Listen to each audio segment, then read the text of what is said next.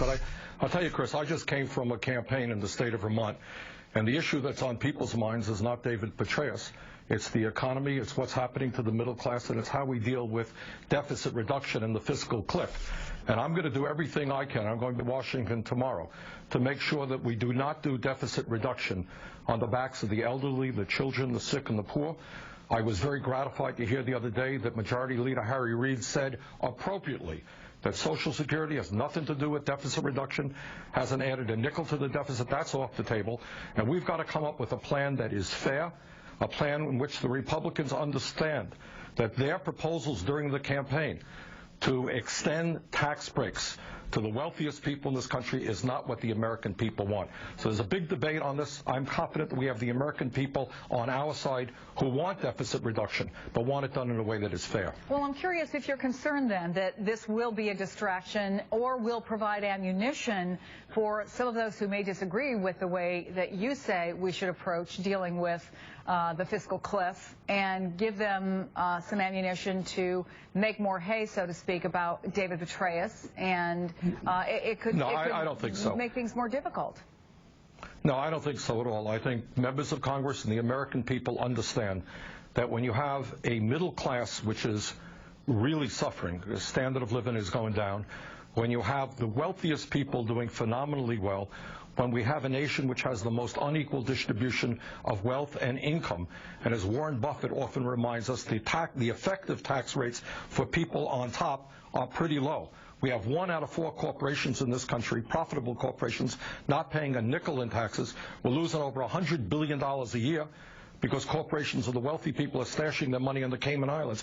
The middle class of this country and working people, and that's what this election was about, say, yeah, we've got to do deficit reduction, but don't cut Social Security, don't cut Medicare, don't cut Medicaid. There are ways to move toward a balanced budget which are fair.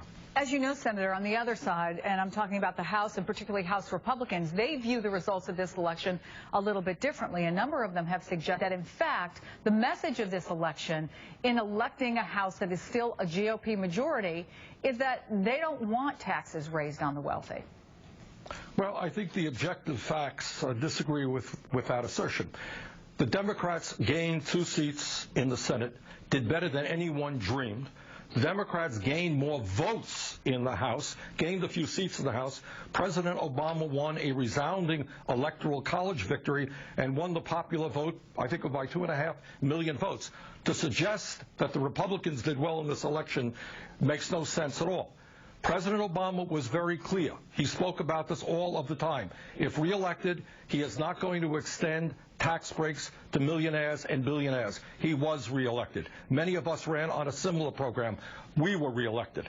So I think Mr. Boehner has got to understand they lost and let the wishes of the majority of the people in this country prevail. But once again, when you have millions of people really struggling in this country economically, when you have some people out there wanting to cut benefits for disabled veterans and people on Social Security through a so-called chain CPI, you tell me, Chris, if there's any state in this country where people think, yeah, we're going to cut benefits for disabled veterans and elderly folks, but we're going to give more tax breaks to millionaires and billionaires. I personally don't believe there's one state in this country which agrees with that, and that's why I'm very happy to see President Obama suggesting he's going to get out of Capitol Hill. He's going to go on the road and explain that issue to the American people. And I hope millions of folks all over this country, from blue states, from red states, start calling up Capitol Hill, their congressmen, their senators, and say, sorry, the wealthiest people in this country are going to have to start paying their fair share of taxes.